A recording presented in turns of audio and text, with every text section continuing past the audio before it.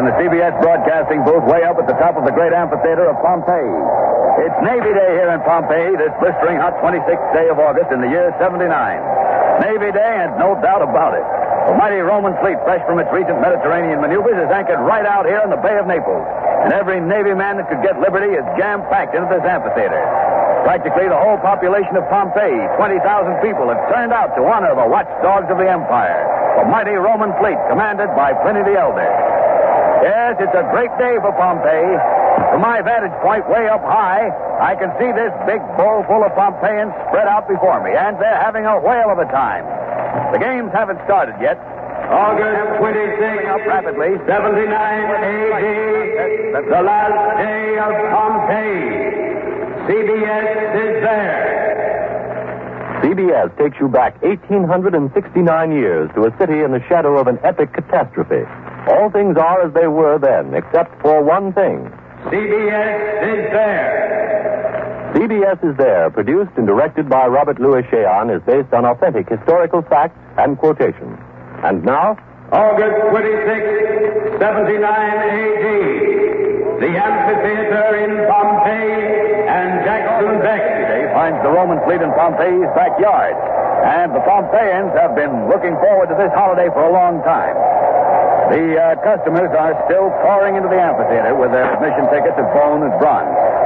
The ushers are showing the crowd to their seats, patricians to the ringside seats, the freedmen to the middle sections, and the ladies way up in the gallery, especially reserved for them. The big show in the arena here this afternoon, of course, is the fight between the gladiators Pugnax, P-U-G-N-A-X, Pugnax, and Moranus, M-U-R-R-A-N-U-S. That's Pugnax and Moranus. But also on the program is the execution of a family of Nazarenes who will be thrown to the lions. And after that, more contests, games, wild animal hunts, and a whopping big review of the fleet with all hands on deck. To cover these exciting events in Pompeii here today, CBS has special events reporters Ken Roberts down there at the ringside, Michael Fitzmaurice up in the ladies' gallery, lucky dog, Cameron Blake at the entrance to the arena, John Daly out in the bay with the fleet, and yours truly, Jackson Beck, perched up here in our CBS observation booth overlooking the whole amphitheater, right up near the gods themselves. And speaking of gods, I'll wager most of them are sitting right up on top of old Mount Vesuvius out there, sipping their nectar, savoring their ambrosia, and enjoying the fine spectacle right along with us poor mortals. Yeah. My calm, cool technician, Philip Airhorn, tells me that Ken Roberts is ready to introduce some of the celebrities who are here today, so we'll switch you to Ken Roberts down there at the ringside. What it is. Very funny. On the dais, the seat of honor for our noted guest today, there is the Senator Lavenius Regulus, the former city officials Caius Quirinius Vargas and Marcus Porcius, the banker M. Cadrius Marcellus, and of course the Aedile Proculus Proprius, one of the leading magistrates of Pompeii, through whose personal courtesy this spectacle honoring the Navy has been arranged. The Aedile is very popular with the people. Yes, indeed, Your Honor, Pompeii is one of the most delightful summer resorts in the whole Roman Empire. Of course. But the cool winds aren't blowing today. What's wrong? By Jove, 'tis a marvelous day. All honor to the Roman fleet and to my excellent friend, the Admiral Pliny the Elder. Ah, my good people, would that you were with us on this magnificent occasion. Join with us on this day of joy. Never has Pompeii been so honored. Your Honor, do you think the heat will affect the match between Pugnax and Moranus? Not a bit, not a bit. The heat, I vow, is most unusual. Certainly all the world has heard of the salubrious, the exhilarating climate of our fair city of Pompeii. Naturally, but what about... Yes, today is very unusual. Statius, noble author, has said, and I quote him, all things conspire to make life pleasant in Pompeii, where the summers are cool and the winters warm, and where the sea dies away gently as it kisses the shore. By Jupiter, that's well said. Don't you think so? I do, Your Honor. And for the truth, I vow, would that every Roman could enjoy our exquisite weather. And I say to all of them, come to Pompeii. Yes, come to the biggest little colony in the Roman Empire. Yes, Your Honor. Enjoy our entertainment, our baths. They are without equal. But, Your Honor, what about the earthquake that caused so much damage 2 years ago? Yes, most unusual. But we are rebuilding. By Jove, that earthquake was truly a blessing from the gods, I say. For upon the old, we are setting up the new. Come, everyone. everyone, come and live life to its fullest among the pleasures of Pompeii. I love you all. Your Honor, whom do you favor in the main contest this afternoon, Pugnax or Morenus? As sponsor of the event, it would be injudicious for me to take sides. But by Jupiter, I do favor Morenus. And I placed a small wager with the senator on the goal. But I'm impartial. May the strongest man win. Thank you, Pontius Proculus. Thank you. Another well-known personality on the dais is the famous comedian and buffoon Hoconius Rufus. Rufus, who is that divine goddess who accompanied you into the amphitheater? By my troth, that is no divine goddess. That is she to whom I am wedded. What is the title of the performance you're now giving at the theater? Why, we are doing Pappas the Doctor Thrown Out. But today is a Roman holiday. Today we do not wear the mask and wig. Don't talk of the theater now. Let us enjoy this wonderful spectacle. And in truth, I am so glad to be here. Really, I'm awfully glad to be here. You know. A most curious event occurred to me on my way to the amphitheater today. Oh, really? Would you tell us about it? I'd be very glad to tell you about it. I was being carried in my litter past the Forum. Forum? That's another name for a meeting of my wife's dear family conferring on the problem of how to squander my wealth.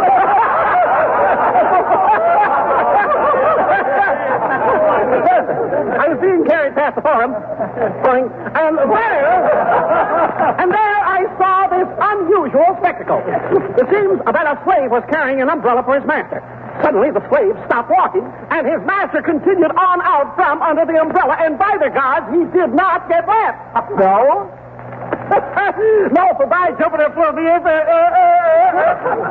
it wasn't raining.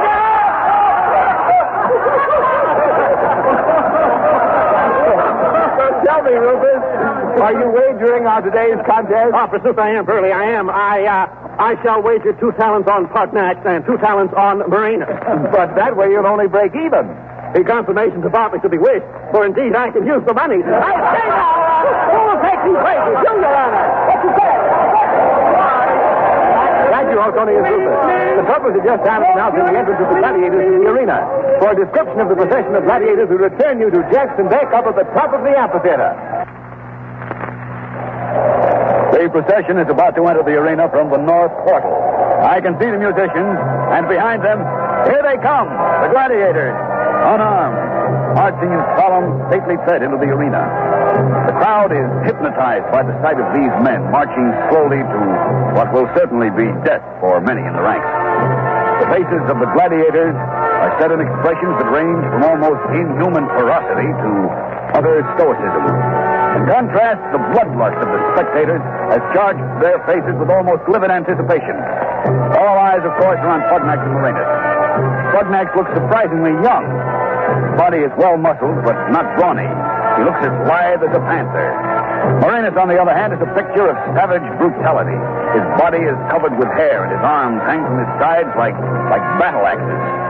Behind the gladiators, a chariot is bringing up the end of the procession, and chained to the sides of the chariot is that Nazarene family that will be thrown to the lions.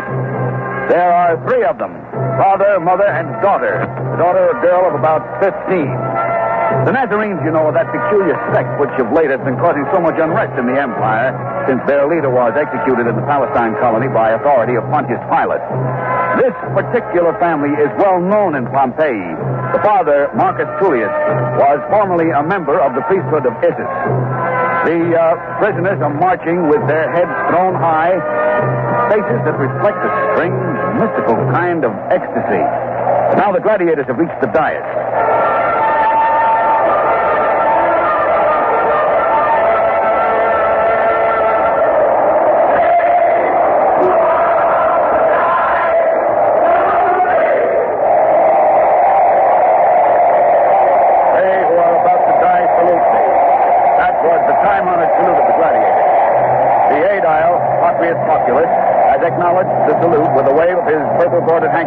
And now the procession is starting its march back out of the arena, which is fairly large, measuring about 400 feet in length and 300 in width.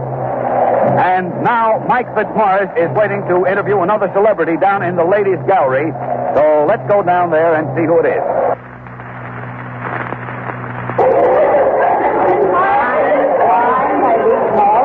our CBS microphone with me is one of the most beautiful and famous women in all the empire. Angel. A favorite of the emperor, the celebrated entertainer, the delightful Umbricia Januaria. Januaria, what brings you from Rome to Pompeii? The heat, by Lucifer, is murderous in Rome. Hard, huh? Like a baker's oven, but Pompeii is worse. It is like Hades, but no matter. I would travel through brimstone to the ends of the empire to watch Murenus battle. Magnificent Murenus. You're staying here at your villa, of course. Hardly a villa, Angel. Nearly 15 chambers and an atrium and a peristyle of only 84 columns. Just a modest little place, but away from the city. When will this contest begin? It's simply stifling in this gallery, and these women, they smell abundantly of the farm. Gloria, move that fan faster, girl. Move it. Move it. I noticed you wearing your hair up this summer, Januaria. Is that the latest fashion in Rome? Yes, the Empress styled it. Do you approve? It's very attractive with the ringlet piled high on the head that way. Angel. By the way, how is the Empress? Lovely. She gets more beautiful as she grows older. So I hear. I see you're wearing your robe in Stola fashion, almost to the ground. Yes, you like the sandals? They're more popular than booties this year among the better class of women.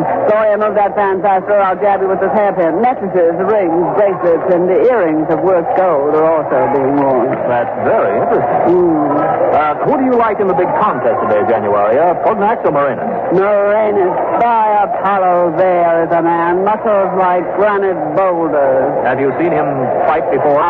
Many times. Nobody lunges a triton into his opponent's belly more magnificently than he. I remember the last time he fought. It was against the Saxon. Why, he skewered him with the agility of a fawn dancing on a buttercup. The man is a veritable mountain of Vesuvius. Thank you, Umbricia Januaria. Now over to Ken Roberts, who has moved from the days to the freedman section. Standing beside me in the freedman section is one of those famous gladiators of all time. A man whose name and glorious career is known to all of you. A man who really needs no introduction. The champion of champions, one of the few gladiators ever to retire undefeated from the list. A former slave, but discharged with honor. And now a freedman and a Roman citizen. Tetraides of Macedonia. Greetings. Well, what have you been doing since your retirement, Tetraides? Oh, I've become an innkeeper. My inn is at the sign of the Wild Dog. At the Herculaneum Gate. I have a very fine inn. I'm sure it is. Who is your favorite today, Pugnax or Murenus? Both are names, I vow. Oh, they don't compare with the gladiators of your time? Why, Zeus, in my time, they would not be fed to the lions. In the good old days... Thank you, Tetraides. The trumpet is sounding. The big fight is ready to start. So over to Jackson Beck in the observation booth for a blow-by-blow description of this great contest. Now the fighters have reached the large ring drawn on the floor of the arena by the ringmaster. They must battle within the confines of that circle. Now they're in the circle. The battle has begun. A tense air of expectancy has come over the crowd. All eyes are on the combatants. The two fighters are circling, measuring each other, cautious, careful. Murenus has taken up a position in the center of the circle. Pugnax slowly walking around him. Neither fighter's yet made a move. Pugnax lunges with his sword, but Murenus steps aside with the agility of a deer. Pugnax quickly recovers. His eyes never moving from that net in his opponent's right hand. They circle again. Pugnax punches again and he misses. And the impetus of his focus thrown him forward. There goes the net, and he's trapped. Pugnax is in the net. He's smashing him out like a wild animal. Murenus approaches. His face is burning with a deadly eagerness. Now he raises his titan. He has pinned Pugnax to the ground. The wounded gladiator is still fighting. He's still trying to get out of that net. Blood is gushing from the wound in his hide. And now Pugnax drops his hand suddenly in a token of defeat. Murenus steps back. Pugnax whipping his hands now toward the crowd. He's asking for pity, for mercy. The men want cold steel, but the women, look at those women. They'll not let Pugnax die, not young, thorough, handsome Pugnax. The 8-aisle signal comes up. Right. Right, grant mercy for the fallen Pugnax. Listen to those frenzied shrieks of those women. Murenus, snarling disappointment, is stepping back. He lowers his titan, sneers, scowls, but he must stand back. Now the attendants are rushing into the arena to carry out the wounded Pugnax. Murenus salutes the crowd with a clenched fist. Now he's walking from the field. Well, that was a short fight. Rather disappointing to the crowd. The execution of the Nazarenes is the next event. The Lions will be led into the arena in a moment, so over to Cameron Blake at the arena entrance.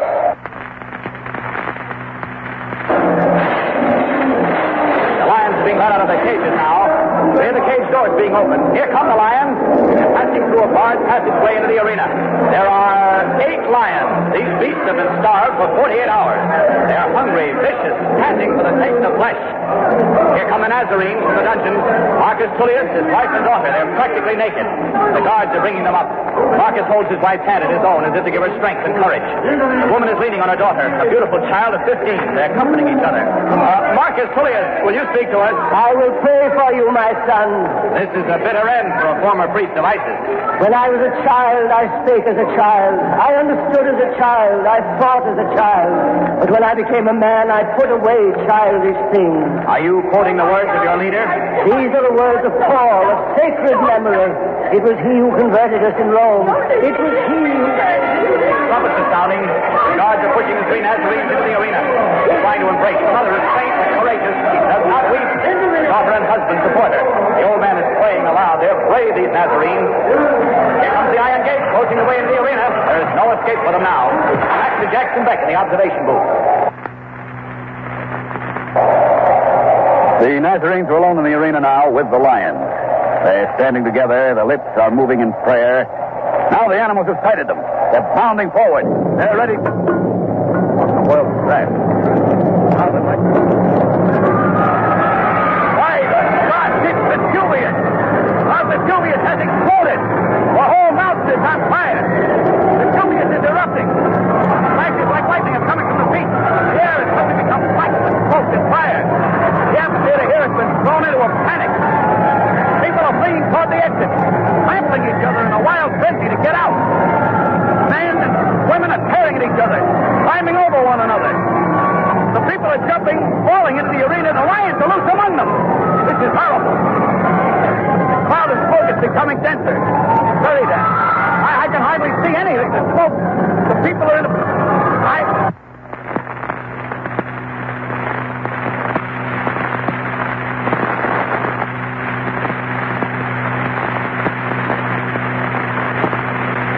This is CBS in Rome. The special Navy Day broadcast from Pompeii this 26th of August in the year 79 has been interrupted because of transmission difficulties. Just before the failure occurred, Jackson Beck reported from the amphitheater that Mount Vesuvius, just outside the city of Pompeii, had suddenly exploded. We are trying to reestablish contact with Pompeii. Meanwhile, we invite you to listen to one of the Emperor Titus's favorite singers, Marcia Campagna, singing Beloved the Pearl.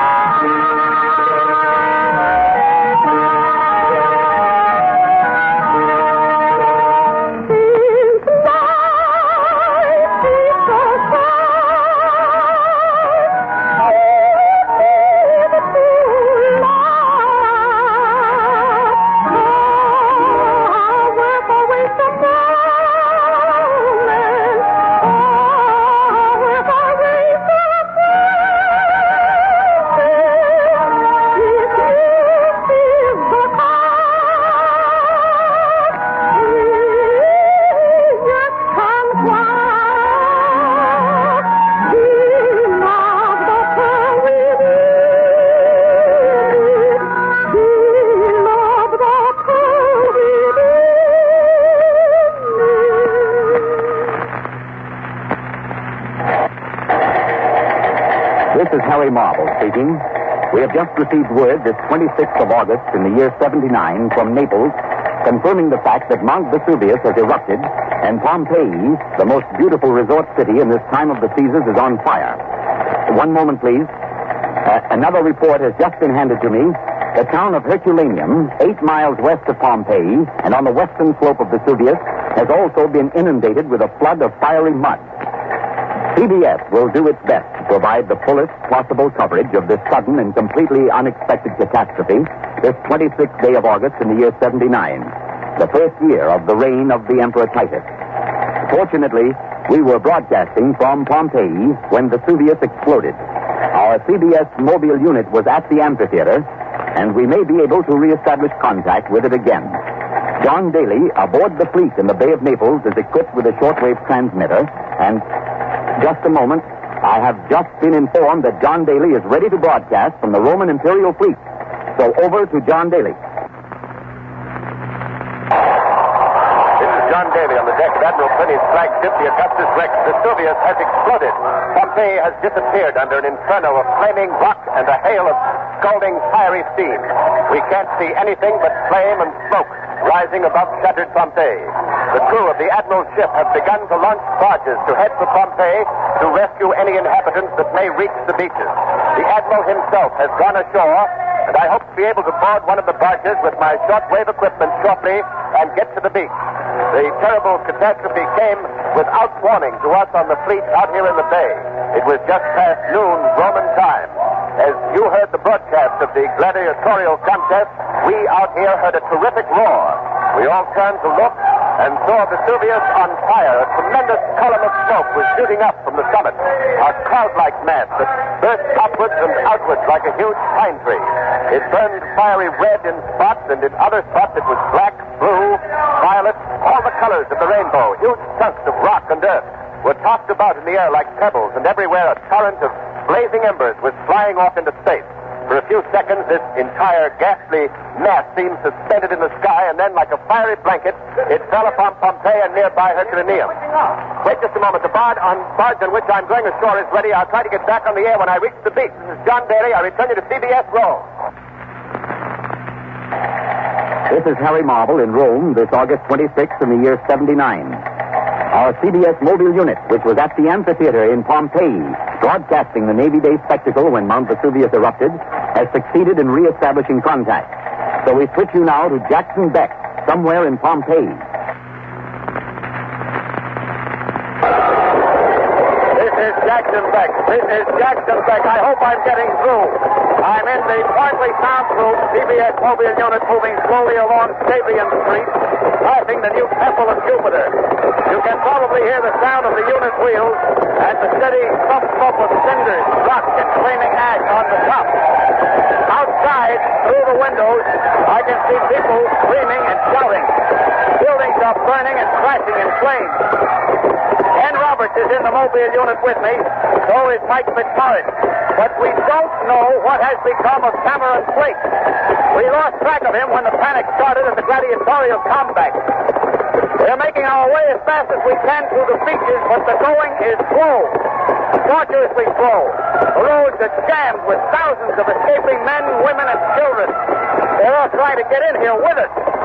It's pitch black outside, almost like night.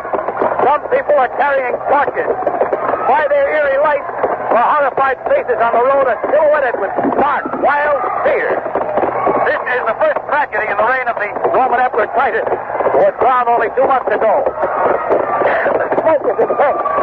Most people have thrown their tunics over their heads and are trying to crawl as close to the ground as possible, trying to get under the murk. Smoke. Now, wait a minute.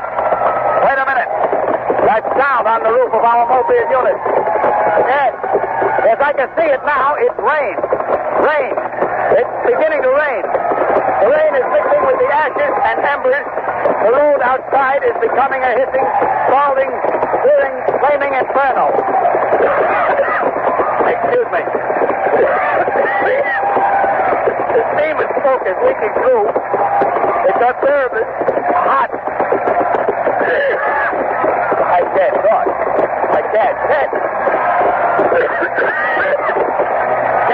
Perhaps Ted Roberts will fit. Oh, they're coughing too. Waving their hands. Oh, we can't continue. We can't. I return you to CBS Rome. CBS Rome. This is Harry Marble in Rome. A report from Misenum says that the estimated deaths are at least 2,000. The Admiral of the Fleet, Pliny the Elder, is missing. Our reporter, Cameron Blake, has succeeded in reestablishing contact. Go ahead, Cameron Blake. This is Cameron Blake. I'm in a room filled with people who have sought refuge from the steady falling downpour of flaming ash, which is continuing to pour from the angry open mouth of Vesuvius, and is swiftly reducing this once beautiful summer colony of Pompeii to smoking ruins. This looks like the last day of Pompeii. The Pompeians are almost insensible with fear. Those of us here escaped the amphitheater through a side entrance to the dungeons where the lions were kept. As we ran through the streets, we stumbled over the dead and the dying. The scene was a holocaust. There was a madness about it all. A rich merchant stumbling along with whatever treasures he could salvage from his wrecked and burning house, beads and baubles around his neck, money bags clutched to his waist. Behind him, his slaves carried a smoldering litter. We passed a young boy and girl clutched tightly together, dead. Somebody just shot us. The roof is on fire. I've got to get out of here fast.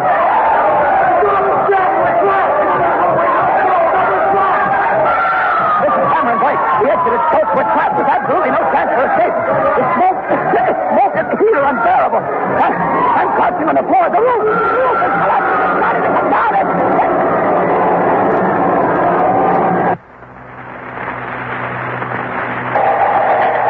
This is Harry Marble again.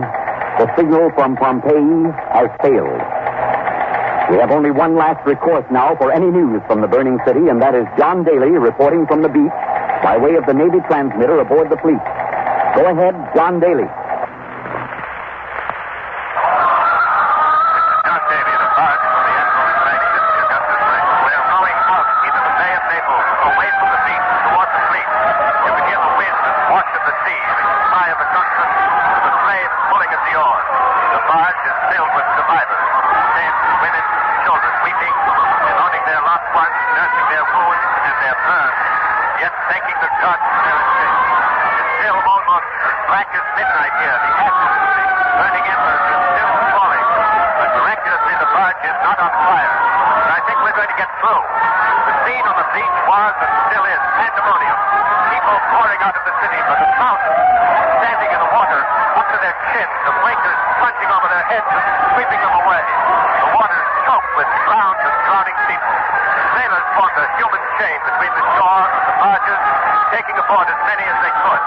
There are barges to right and to left of me from the other ships.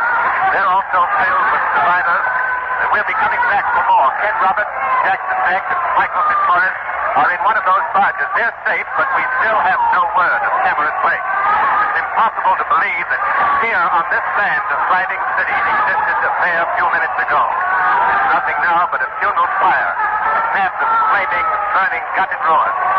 Now we're beyond the ashes, beyond the embers. The sea is rough, but it's escape. We can breathe again. We're safe. But Pompeii, rustic, glamorous, luxurious Pompeii that only a few short minutes ago was vibrant and alive, Pompeii is dead and gone. As I look above and beyond the ruins, I can barely make out the form of Vesuvius. It is still erupting, flames like lightning flaw from its summit. The thick, suffocating cloud of hot ash hangs like a cloud over the entire area. August 26, 79 A.D.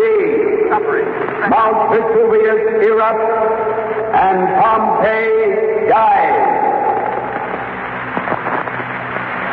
You have been listening to The Last Day of Pompeii, another broadcast in the series CBS Is There, produced and directed by Robert Louis Cheon. The Last Day of Pompeii was written by Irv Kunig. Next week, June 22nd, 1757. Clive of India wins the Battle of Plassey. CBS is there. This is CBS, where 99 million people gather every week, the Columbia Broadcasting System.